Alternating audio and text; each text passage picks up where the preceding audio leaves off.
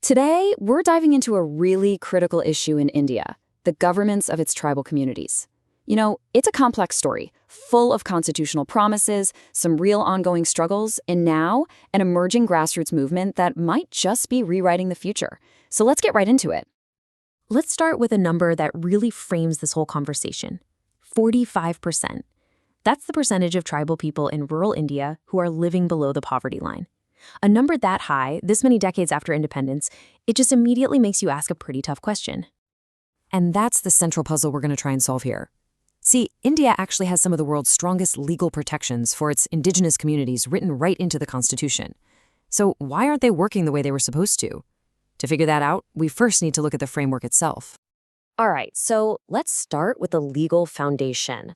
The Indian Constitution includes some really specific, powerful provisions that were designed not just to protect, but to actively empower tribal communities and their unique way of life. So the Constitution basically has a two-pronged approach. First, there's the Fifth Schedule. This applies to most of the country, and it governs the administration of what are called scheduled areas. But then you have the Sixth Schedule, which grants even more autonomy to tribal areas, specifically in the northeastern states. So you can see it's about using different tools for different situations. Then, in 1996, came the PESA Act. Now, this was meant to be a total game changer. Its whole focus is on empowering the Gram Sabhas, the village councils, giving them direct control over their own local resources, their own development, and their own cultural decisions. It's the idea of self-governance finally put into law. So you have the constitutional schedules, you have the PESA Act. It all sounds pretty good on paper, right?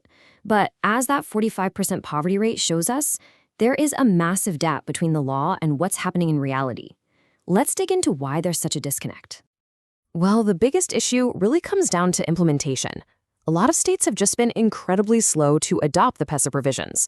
Why? Often it's a reluctance to hand over control of valuable natural resources like minerals and forests. Take Jharkhand. It still hasn't fully implemented the rules for an act that was passed way back in 1996. And this is all made worse by a lack of awareness of these rights within the communities themselves and the fact that the official advisory councils, well, they're often pretty powerless. Here is another number that really shows you the real-world impact of all this: 38%.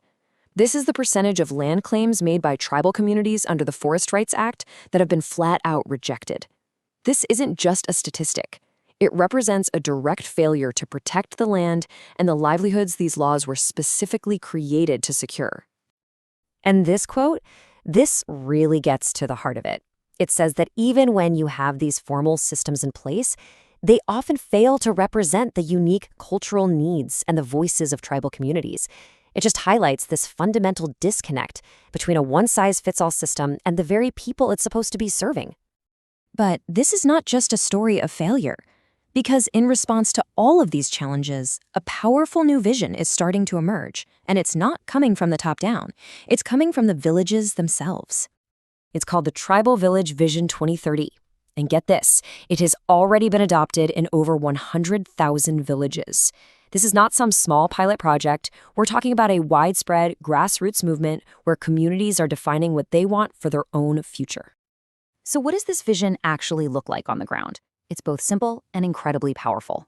First, the villages themselves set their own priorities, not some government official in a far-off city. Second, they're setting up local service hubs to make government services easier to access. And third, and this is key, it's all built on community participation, with villagers volunteering just 1 hour a week. It's really all about taking ownership.